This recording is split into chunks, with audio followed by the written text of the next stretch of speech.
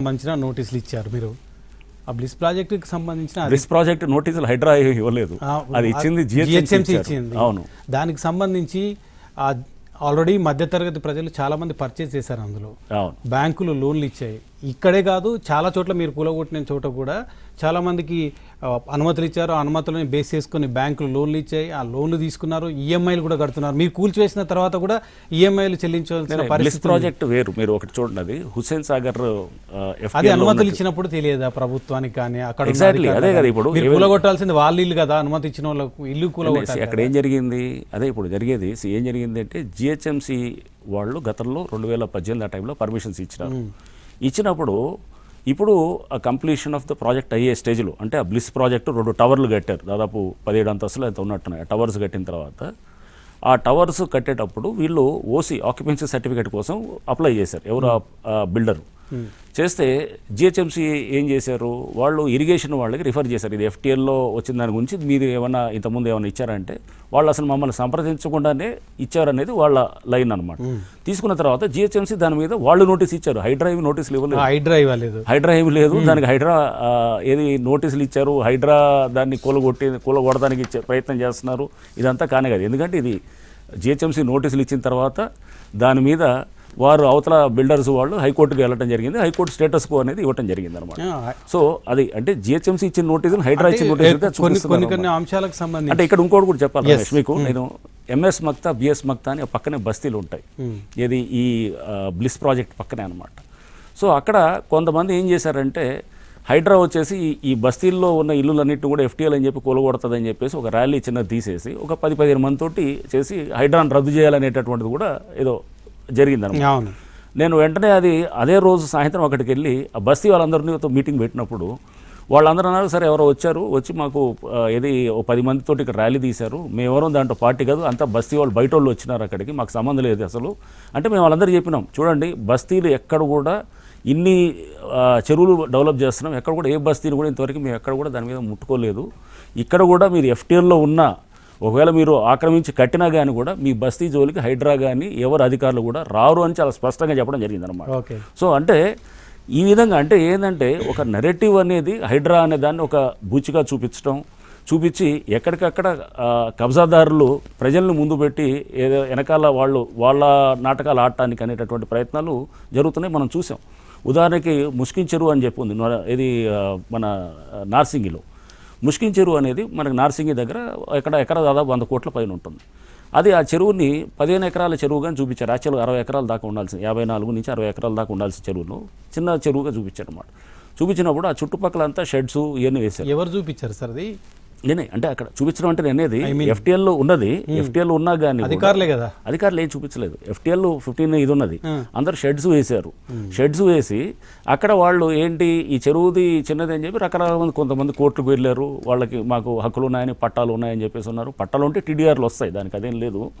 So అయితే మేము అక్కడ ఎంక్రోచ్మెంట్స్ తీయడానికి వెళ్ళినప్పుడు అక్కడ ఒక 100 గుడిసెలు ఏదో ఉన్నాయన్నమాట. ఉంటే వాళ్ళకి చెప్పాం, మీకు వాళ్ళు కూడా అప్పుడప్పుడే వేసిన వాళ్ళు, అంటే ఎప్పటి నుంచో ఇది సున్నం చెరువులో ఉన్నట్టు సంవత్సరాల కొద్ది ఉన్నవాళ్ళు కాదనమాట.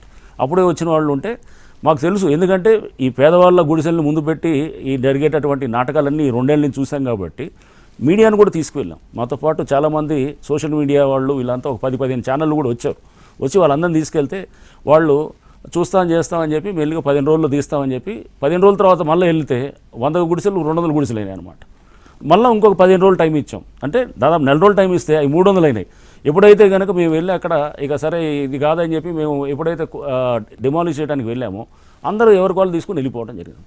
అంటే ఈ గుడిసెలు అనేది రావటం అనేది అక్కడ ఉన్నటువంటి కబ్జాదారులు వాళ్ళని తీసుకొచ్చి ముద్దు పెడుతున్నారు తప్ప కానీ నిజంగా వాళ్ళు వచ్చి అక్కడ సెటిల్ అయ్యి సంవత్సరాల కొద్దీ ఉన్నవాళ్ళు వాళ్ళందరికీ కూడా ప్రభుత్వం కానీ హైడ్రా కానీ పాలసీ పరంగా వాళ్ళందరికీ కూడా డబుల్ బెడ్రూమ్ హౌసెస్, వాళ్ళకి అకామిడేషన్ ఇవ్వటం, కంపెన్సేట్ చేయడం అనేది చేస్తూ ఉన్నది.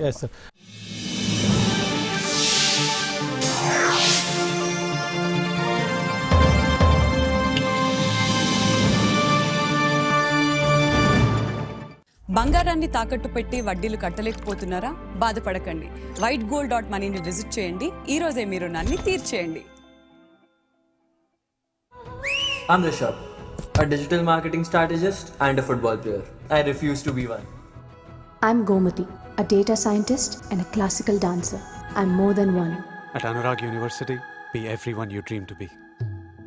Lion O's family, super action family. Lion. ఇందులో ఉన్న fibre, beta glucan, protein, magnesium ఉండడం వల్ల ఇది సరైన బరువుని అందించి ఆరోగ్యంగా ఉంచుతుంది. Lion oats family, super action family. నా చుట్టూ ఎక్కడ తప్పు జరిగినా అలా చూస్తూ ఊరుకో. వస్తాను.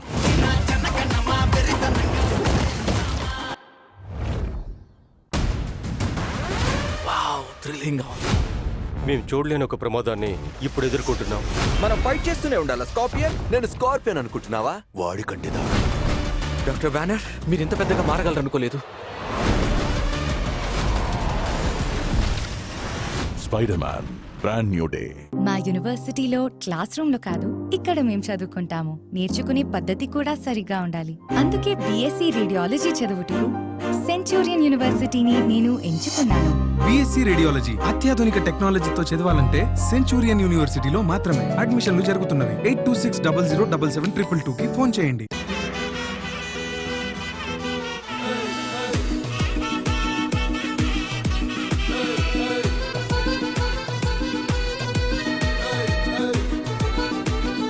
లలిత వారి అదిరే ఆషాఢం శుభకర శ్రావణం ఆఫర్. ఏ నగ కొన్నా తరుగులో 1% తగ్గింపు. అంతేకాదు పాత నగలకు గ్రాముకు 150 ఎక్స్ట్రాగా ఇస్తున్నాం. మార్కెట్ లో రకరకాల ఆఫర్లున్నాయి. మీ లలిత ఆఫర్ తో కంపేర్ చేయండి. ఎక్కడ తక్కువో అక్కడే కొనండి.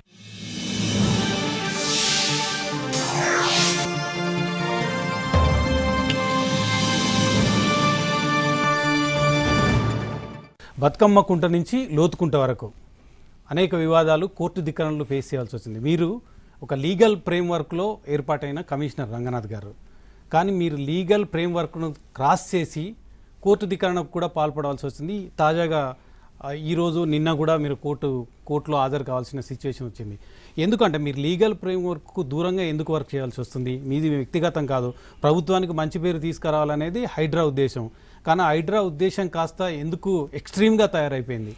బతుకమ్మకుంటది మీరు చూస్తే కనుక విజువల్స్ కూడా విజువల్స్ మీరు చూడండి ఎలా ఉండేటటువంటి బతుకమ్మకుంట. గంజాయి అడ్డాగా మొత్తము ఏది దాంట్లో అరాచక ఇది మొత్తం అన్సోషల్ యాంటీ సోషల్ ఎలిమెంట్స్ అంతా అక్కడ ఉండేటటువంటి దీంట్లో అక్కడ ఆ చెరువుని ఒక 5 ఎకరాల చెరువుని దాన్ని మొత్తం ఎలా పునరుద్ధరించాం మనం చూస్తే బతుకమ్మకుంటది. సో దాన్ని అక్కడ లోకల్గా ఒక వ్యక్తి క్లెయిమ్ చేస్తున్నాడు. సుధాకర్ రెడ్డి అని ఒక వ్యక్తి క్లెయిమ్ చేస్తున్నాడు. అతనికి ఒక అన్రిజిస్టర్డ్ సేల్ అగ్రిమెంట్ ఎప్పుడో ఉందని చెప్పి క్లెయిమ్ చేస్తున్నాడు. సో క్లెయిమ్ చేస్తూ ఈ చెరువు భూమి ఇది అసలు చెరువే కాదని అంటాడు. మేము చూపించాం శాటిలైట్ డేటా. మీరు చూస్తే కనుక ఆ స్క్రీన్ మీద చూడండి, అది 1980s లో ఉన్న శాటిలైట్ డేటా అనమాట. అది అంటే అమెరికన్ శాటిలైట్. 1990 వర్సెస్ 2020. 1990 వర్సెస్ 1990లో మీరు చూస్తే అది నాసా అమెరికన్ శాటిలైట్ తీసినటువంటి చిత్రాలు అనమాట. ల్యాండ్ శాట్ అనే దాంట్లో అనమాట. ఓకే, అది చూడండి అక్కడ వాటర్ బాడీ అది కనబడుతుంది. ఓకే, అంటే అది వాటర్ బాడీ చెరువు అనేది క్లియర్గా అక్కడ జనాలు ఎవరిని అడిగినా చెప్తారు. అక్కడ కట్ట ఉంటుంది, అది బేసికల్గా అక్కడ కట్ట కూడా కనబడుతుంటుంది అనమాట. అది అయినా ఉన్నా కానీ కూడా అతను చెరువు కాదు అని చెప్పి అతను వెళ్ళటం, అతను కింద కోర్టులో ఓడిపోయాడు. ఓడిపోయిన తర్వాత హైకోర్టుకు వెళ్ళాడు. హైకోర్టు అపీల్ వేశాడు. అపీల్ వేసినప్పుడు హైకోర్టు మాకేం చెప్పిందంటే చెరువుల్ని మీరు ఏది ఫ్లడ్ మిటిగేషన్ అంటే వరద నివారణ వరకు మీరు తయారు చేయండి అని చెప్పారు.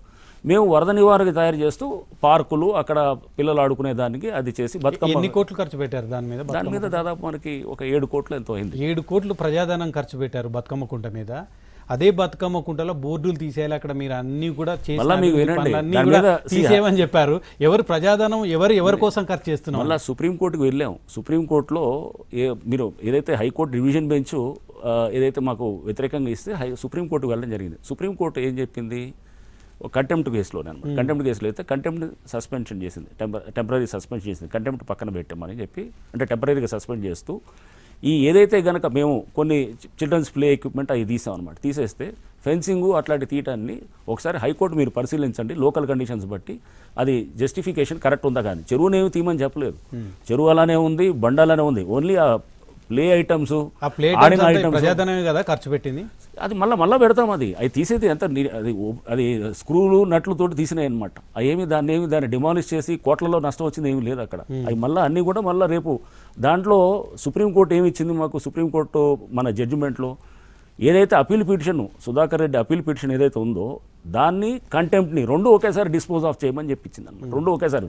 మేము అనేది ఫస్ట్ అదే అనమాట. కోర్టుని కూడా మేము రిక్వెస్ట్ చేస్తున్నది కూడా ఫస్ట్ నుంచి కూడా, ఒకసారి అది చెరువు కాదా నిర్ధారణ అయితే కంటెంప్ట్ అనేది వీగిపోతుంది అనమాట.